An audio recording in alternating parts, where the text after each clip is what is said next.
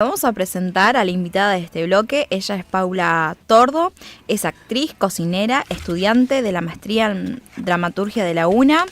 Es autora e intérprete del unipersonal Una voz entre sombras, perdón, y recientemente formó parte de el programa Dramaturgia de Archivo, organizado por el Archivo de la provincia Ricardo Levene con la obra Cocina de Campo. También participó en el Festival Narrativa de Bahía Blanca 2025 con el cuento A la deriva. Bueno, muchísimas gracias. Hola. Primero quiero corregir que mi nombre es Paola. Paula, Sí. Igual sí. Está bien. Es re común que me digan Paula desde el disculpa, jardín. sí, no, me parece. Y es Tordó. Tordó, Con acento en la... Bien, Paola Tordó. Y bueno, lo del Festival de Narrativa es el de 2025. Sí. El de... el que se hizo en pedazos, ¿puede ser? No sé. Pues sí. No, está bien.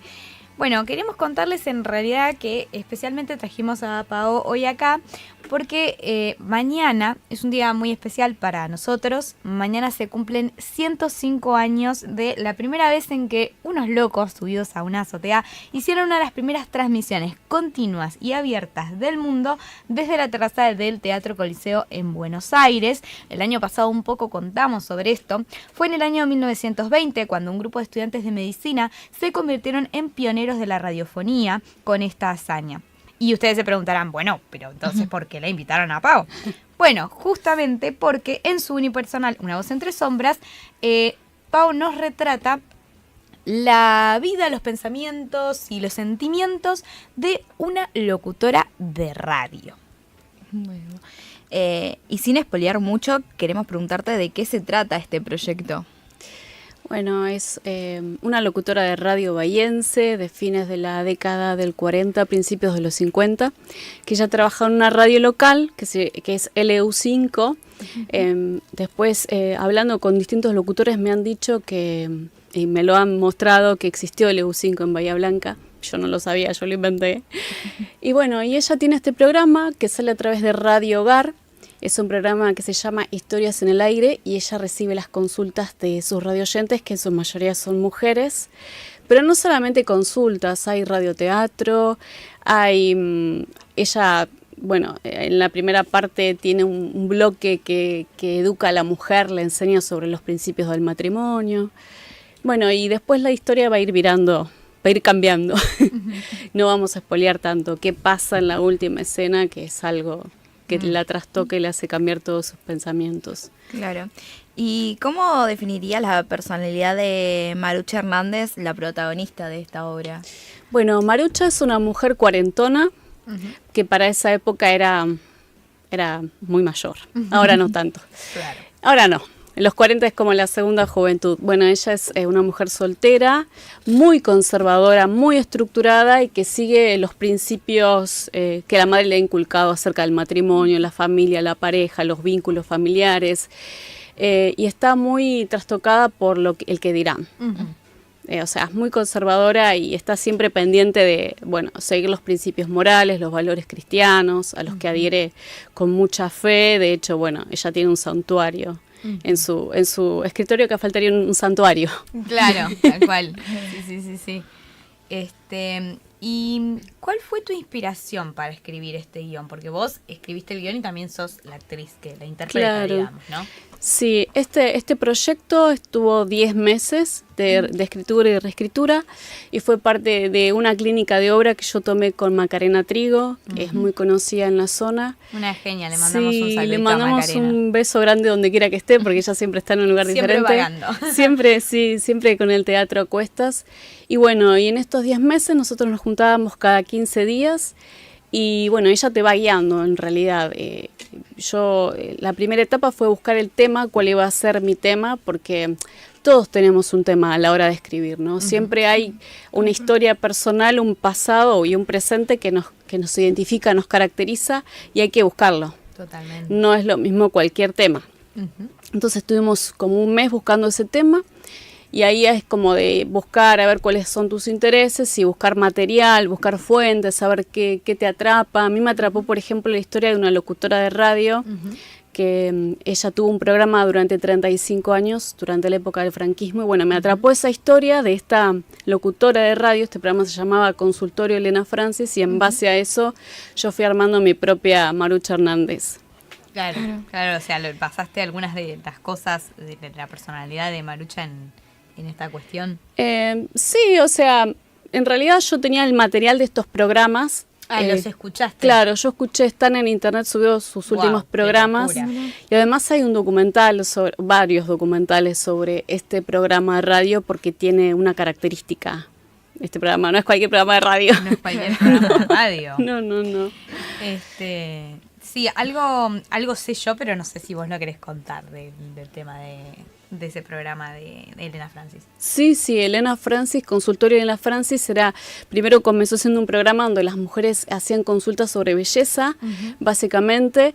Después fue ampliando las temáticas y bueno, las mujeres se empezaron a animar a preguntar sobre temas más que eran como desafiantes para la época, porque el franquismo fue muy conservador y la militancia de las mujeres respecto al matrimonio, lo religioso, la abnegación, la sumisión eran como unas banderas, como la bandera del franquismo. Y bueno, y las mujeres se empezaron a animar, como tenían la posibilidad de escribir cartas, empezaron a cambiar sus nombres, escribían con seudónimos, entonces empezaron a animarse sobre distintos temas más arriesgados, sobre la sexualidad, sobre la violencia de género, sobre el noviazgo, sobre los vínculos. Y hay consultas que son muy llamativas, que la gente lo puede encontrar en internet. Me acuerdo de una, el marido era muy feo y si ella tenía, o el novio era muy feo y si ella, ¿qué le aconsejaba hacer? Ese tipo de consultas que hoy podríamos pensar que son muy ilógicas, irrisorias, de hacer esas preguntas. Sí. Pero bueno, ya te digo, fue escalando cada vez más y las mujeres se fueron animando a contar sus propias historias a través de este programa. Me parece súper interesante porque, bueno, por ahí diría en mi época, no sé tanto, pero se usaba mucho el escribir cartas a las revistas o a los diarios y que hubiera una persona que hacía de consejera, ¿no? Sí. Entonces eso como que me recordó mucho cuando vos contabas lo de Elena Francis a esto, ¿no? A esta idea de, bueno, hay alguien detrás que uno no sabe bien quién es porque no lo conoce, un total desconocido, como si fuera que vas al psicólogo, ¿viste? Pero como una especie de un otro que, bueno, desconoces y que tiene una complicidad con vos, ¿no? Y que te contesta y que te da consejos. Me hizo acordar mucho eso en el programa de Elena Francis. Sí, no me quiero hacer la joven acá, pero es el rol que muchas veces se le da a los influencers, ¿no? Cuando ponen la cajita de pregunta en Instagram y hay gente que le pregunta. Sí, ella se la llama la primera influencer, de hecho. Así se la llama, la primera influencer con este programa de consultas. Obviamente que no, en Argentina hubo también, yo encontré de una actriz que tenía también, que recibió un montón de cartas, que ahora no me acuerdo el nombre, pero hubo una especie de versión argentina en Buenos Aires, en la radio de Buenos Aires. Qué locura. Sí, ¿y cómo desarrollaste todo este proceso creativo? Porque tuviste que hacer una investigación sobre el tema, o sea, no fue solamente el buscar qué querías poner de vos en la obra, sino también hiciste toda una investigación histórica sobre el tema. Sí, porque en realidad fue como a la par, porque gran parte de la obra estaba escrita hasta que un día estaba haciendo un curso sobre escritura también y se me abrió como la campanita y yo pensé, tengo que pensar o tengo que encontrar la historia de una locutora que sea bahiense. Y me encontré con un montón de historias de locutoras bahienses de esa época, que no eran tantas, pero tuve, o sea, la gran desventaja que la mayoría no están en vida, pero fui al archivo y estuve buscando algunas revistas de algunas notas para conocer sobre la vida de ellas. Y realmente me impactó, también fue a LU2 a hacer una entrevista a la gente que hace tanto que trabaja ahí, que las conocieron. Y bueno, me decían algunas características particulares, no, esta es muy seria, ella era muy seria, muy conservadora, pero bueno, eso me llevó también a entender que la mujer en su rol de locutora era una excepción en esa época. Las mujeres podían hacer alguna que otra publicidad, pero el rol de locutor era el del hombre, hasta en eso. Sí, total. Sí. Y de hecho, un poco, bueno, ahí está el tema, ¿no? El rol de la mujer, ¿no? Claro, es más lo que te quería preguntar, era por qué decidiste abordar el tema de la radio y las mujeres en la radio. Claro, si porque querés ampliar más esta cuestión de que las mujeres en realidad no era muy común que tuviesen un espacio en la radio. Y sí, exactamente. Bueno, este programa, esta historia que no termina ahí, yo les conté que este programa fue un éxito total, que las cartas eran infinitas, que había una habitación llena de esas cartas y que después, bueno, se publicó un libro. Pero lo llamativo, lo que a mí me llamó la atención, es que las respuestas, porque Elena Francis le daba una respuesta a estas mujeres en vivo, pero nunca eran espontáneas estas respuestas. Después se descubrió que el productor del programa, que era un hombre, era el que escribía como una especie de guión todas estas respuestas. Y eso me hizo un clic a mí en la cabeza. Me dijo, yo tengo que contar, no sé si esta historia, pero tengo que contar algo de la radio. Tengo que hablar sobre este tema. Y ahí me di cuenta que el rol de las mujeres en la radio está totalmente tapado. No se habla de esto. No. Si yo les pregunto a alguien, una locutora de radio bahiense de esta época, algunos podrían, bueno, hay mucha gente que vivió esa época, sí, pero digamos los más jóvenes seguramente que no conocemos nada sobre la historia de nuestra radio bahiense. No, totalmente. Y aparte la radio fue acá en Bahía súper importante. O sea, es un medio de comunicación que acá en Argentina en general podríamos decir que tiene mucho peso, un poco lo que estábamos contando, ¿no? Somos pioneros en radiofonía en el mundo, pero también hay una cuestión de acá en Bahía, que hay un montón de emisoras de radio, hay emisoras de radio que son cooperativas como el EU3, hay emisoras de radio gigantes como el U2 y hay un montón de historia alrededor de eso que es súper interesante de pensar, ¿no? ¿Por qué una sociedad se vuelca más a un medio que a otro, ¿no? Eso dice mucho sobre el lugar en el que uno está sentado. Me parece muy interesante el hecho de que hayas elegido decir, bueno, podrías haber hecho una mina que vive en Hollywood o en cualquier otro lado y decidiste que sea acá, digamos. Que aparte vos no sos de acá. No, yo no soy de acá, soy 25queña, soy 25 de mayo, provincia de Buenos Aires, pero yo siempre digo que Bahía Blanca, a mí lo que me atrapó fue el teatro independiente. Acá conocí realmente, o sea, he vivido en otras ciudades también, he vivido en Mar del Plata, he vivido en La Plata, pero acá realmente me enamoré del teatro independiente. La vida que hay con respecto a eso y que hay mucha creación, hay mucho de autoría propia y está bueno esto de querer contar la historia local también a través de esas historias, que es un poco también el objetivo de la obra. Tiene anclaje local, hay sucesos que pasan en calles específicas, en los parques de acá, bueno, en las radios de acá, Maruchas de acá. Maruchas bahiense. Externamente va a ser bahiense porque así está en la obra. Total. Sí, me parece súper interesante. Sí, también es interesante pensar de que es algo que construye también la identidad como bahienses y que si bien formaron las bases, me parece súper interesante eso también, de poder abordarlos como, y poder ver también la obra como decir, bueno, a ver qué es lo que pasaba en este contexto y verlo también desde un paralelismo a lo que pasa ahora, a ver qué cosas cambiaron, qué cosas no. Me parece re interesante esto de que el mismo productor era el que escribía la respuesta y me parece, fue como, pensé que lo hacía ella y... Una traición era. Sí, total. Sí, no, porque yo que lo escuché recién fue como, no. Parecía súper revolucionario y de repente era un hombre el que estaba detrás de esto, ¿no? Claro, lejos de ser la voz de las mujeres, es la voz de una mujer, pero en la realidad el pensamiento era de un hombre. Era de un hombre. Entonces, total. Y bueno, ¿qué cosas podemos llegar a encontrar cuando vayamos a ver la obra? Un poco algo ya sé, pero contanos un poquito sobre las piezas musicales. Bueno, esta obra me llevó también a meterme en otro mundo, que es el de sonido, con el que estoy aprendiendo un montón de cosas.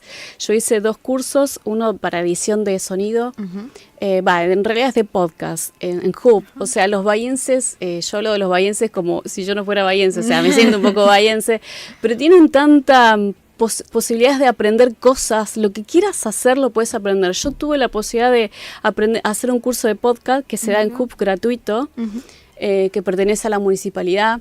Y ahí también hice algo de radio, que no es programador, siempre me olvido. Pero bueno, y tuve la oportunidad de acercarme a la radio desde otro lado. No me acuerdo la pregunta. Porque me fui.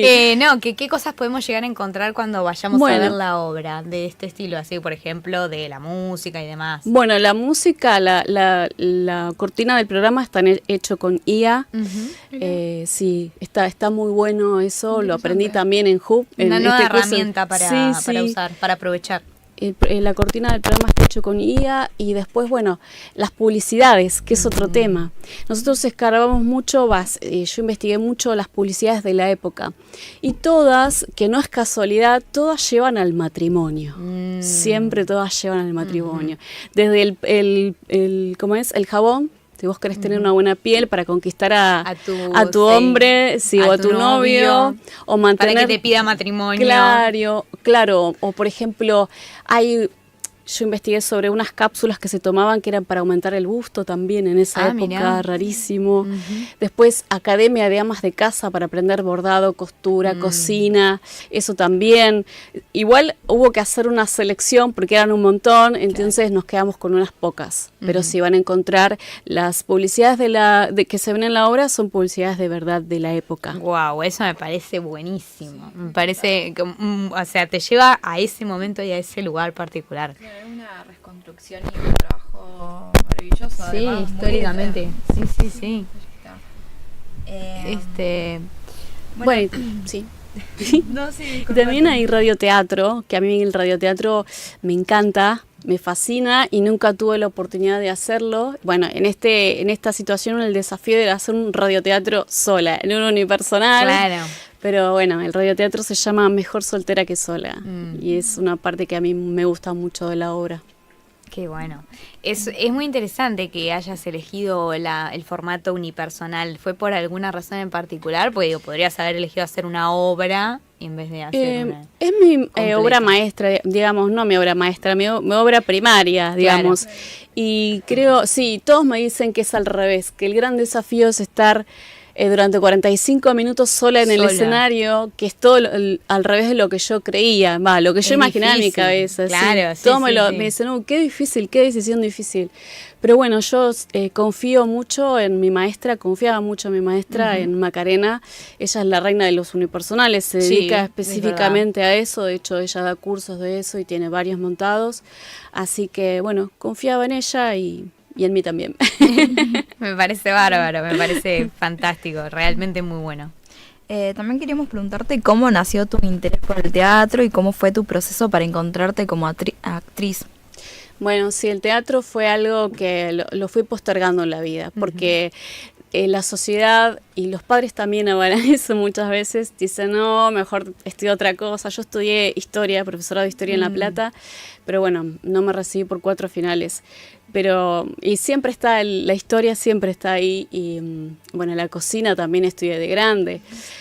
Por eso la obra que presentaste para la Archivo de la Provincia tiene que ver con la cocina. Sí, tiene que ver con la cocina porque las fuentes que yo elegí, las fuentes del archivo, eran todas de cocineras de campo, cocineras rurales. Sí, todo tiene conexión con todo. Sí, me encanta. Decir que me gusta que sea interdisciplinario, porque si bien algunos dicen, bueno, la historia es re académico, por así decirlo, pero no, la historia se usa para muchas cosas. Está en todo, sí, hasta es para, eso lo de este hilo fino y esa conexión que hay infinita que uno nunca piensa. Bueno, mi papá siempre me decía, no, déjalo para después, primero recibite, Paola, lo que nos dicen los padres siempre. Sí, tal cual. Pero bueno, cuando llegué a Bahía, me enamoré del teatro y bueno, descubrí que había una escuela de teatro que es fantástica, tiene unas carreras que no, chicos, no está en ningún lado. No, total. Carrera de maquillaje, la carrera de escenografía, iluminación, iluminación, sonido, es tremendo. Y bueno, me enamoré, me seguí enamorando. No, es que sí, tal cual. De hecho, nosotros siempre lo destacamos, hemos traído muchas veces a la gente de las escuelas de teatro y de las escuelas de danza y demás, de distintas ramas artísticas de Bahía, porque en realidad en Bahía es muy excepcional lo que pasa. No es común, porque son escuelas públicas además, son excelentes, de una calidad excelente, y hay muchísimo ámbito artístico en Bahía, tipo literal que levantas una piedra y sale un artista de la rama que sea, la que más te guste, porque hay de todo acá y mucho independiente, o sea, hay lugar para todo el mundo acá. Sí, y no hay edad, mujeres, hombres también, no para hay edad para hacer. Yo lo estudié de grande y pude realizarme realmente y hacer lo que, siento que esto es o sea, uno va siempre en la búsqueda de lo que le gusta y a qué se quiere dedicar o de qué se quiere jubilar cuando sea viejito. Bueno, lo mío es esto, bueno, la cocina también me encanta el teatro, bueno, y en la escuela aprendí a cultivar este amor y después la escuela y este proyecto me abrió la posibilidad de hacer una maestría que estoy La verdad que estoy muy contenta con eso, ¿no? De poder seguir creciendo y aprendiendo. Yo siempre digo, hacerlo, pero hacerlo bien, o lo mejor que uno pueda. No, sí, totalmente. Sí. Qué lindo que esto es lo que pasa en Bahía, ¿no? Uno entra en Bahía y es como, bueno, hay algo artístico que tenés que ser, o si te gusta lo artístico, apostá por ahí porque tiene muchas posibilidades. Y no solamente en las escuelas, como vos decías, el curso de podcast también que hiciste, que es gratuito, está muy bueno poder hacer referencia a esto porque está para todos y todos podemos acceder a eso e ir también por algo que nos gusta, que nos apasiona, porque vos dijiste que te sentís realizada. Qué importante el sentirse realizado, sentirse feliz con lo que uno hace, sentirse completo, sentirse con esa alegría de decir, bueno, listo, ya está. Igual no es un camino de rosas, vamos a decir. Es complejo. Es complejo, vivir del arte es complejo. Sí, tal cual. Pero hay que buscar. Una de las cosas que yo aprendí de Macarena, ella me incentivó siempre a buscar incentivos económicos. Y eso también es un aprendizaje, presentar tu proyecto, animarte, confiar en eso, meterle horas, buscar tu equipo, equivocarte también. Sí, de hecho la financiación siempre es un tema que tratamos acá, que es complejo. No sé cómo fue en el tema de en tu obra en particular, pero siempre es complejo encontrar patrocinadores, ayuda del Estado, lo que sea, siempre. Para todo lo que es artístico es una búsqueda compleja, es difícil vivir del arte. Pero lo que nosotros creo que queremos promover es que el arte es un trabajo y que uno tiene que poder vivir de ese trabajo. Sí, debería ser así. Pero no es imposible. No. Yo gracias al incentivo que tuve también de mi maestra de Macarena, yo me presenté al fondo y lo obtuve. O sea, esto también es gracias al fondo municipal. Esto es gracias también a que, o sea, yo no soy, ni siquiera sé quién es el intendente de acá. No es una cuestión política, es una cuestión de que las políticas de Estado apoyen y tengan un fondo destinado a este tipo de proyectos y que además habla un poco de la historia local, o que tiene referencia a la historia local. Totalmente de acuerdo. Es súper importante que el Estado promueva esto que tenemos, y más teniendo las escuelas artísticas acá en Bahía, de las que salen muchísimos proyectos. Así que bueno, ¿querés contarnos cuándo van a ser las próximas presentaciones y dónde? ¿En dónde te puede seguir la gente? Bueno, la gente nos puede seguir a través de nuestro Instagram, el Instagram de la obra, que es Teatro Una Voz Entre Sombras. Ahí va a encontrar un pequeño adelanto de quién es Marucha Hernández. Bueno, nuestra próxima función, que tuvimos que cambiar fecha porque había elecciones, nuestra próxima función es el 20 de septiembre en el Tablado, a las 21 horas. Vamos a estar ahí con una nueva función de Una Voz Entre Sombras. Bueno, espectacular. Nos vamos todos a verte. Bueno, buenísimo. Nos esperamos. Muchas gracias, Paula, por haber venido y por compartir este espacio con nosotros. Gracias por venir a festejar también la radio con nosotros. Y vamos a escuchar en el informativo de la